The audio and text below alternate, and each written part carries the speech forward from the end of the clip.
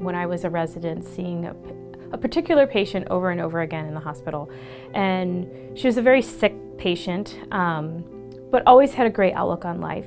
Every time I would go to see her, it was, oh, it's a beautiful day, and it's so great to see you. To see that outlook just really made me try to see the best in all of the experiences that we have on a day-to-day basis.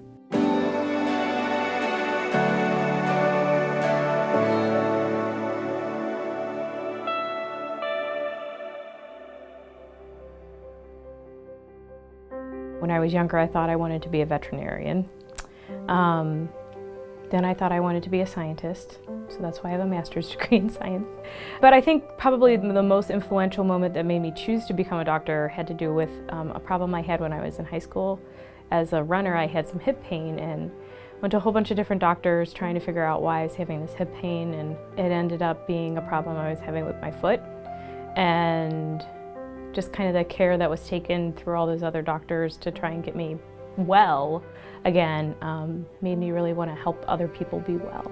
I did a couple of international trips to other countries. My first one was to Ecuador, and helping people there with simple things. The most helpful thing we could do for people was give them advice that they could then implement themselves and continue to use once we were gone. The gratitude that people gave for the advice that in some cases you would think would be intuitive, but it's not to everybody. And so to talk to them about lifestyle and things they can do on their own to help manage pain or anxiety, or just healthy eating even, to keep them healthy overall.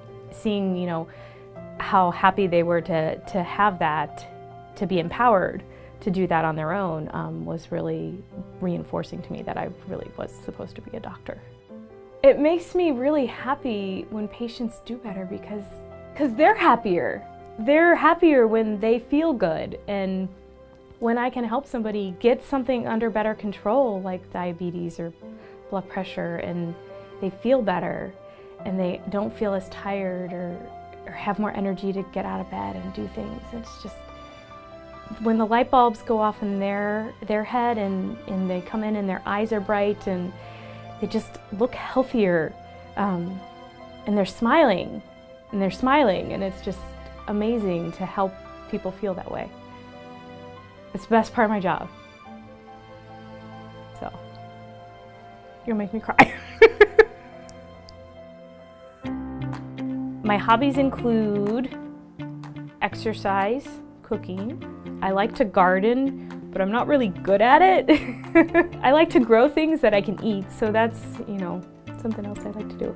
I really like to be new places, meet new people, see things I haven't seen before. There's so many amazing things in the world, like the Colosseum and Machu Picchu, and these things that were built without any technology, and just to experience those and see them in person.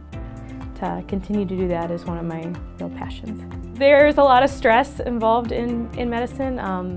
You worry about making the right choice, you worry about doing what's right for the patient, and I make sure that I recharge and get good sleep, and that really helps me to deal with it. I shoot for 9 hours because that's what I function best off of. I rarely get that, but I do make it a priority to try and make a routine and go to bed early so that I can get that sleep. I think of it as being a good example to my patients. I'm being hypocritical if I'm not taking care of myself as well, so I try and make that a priority too.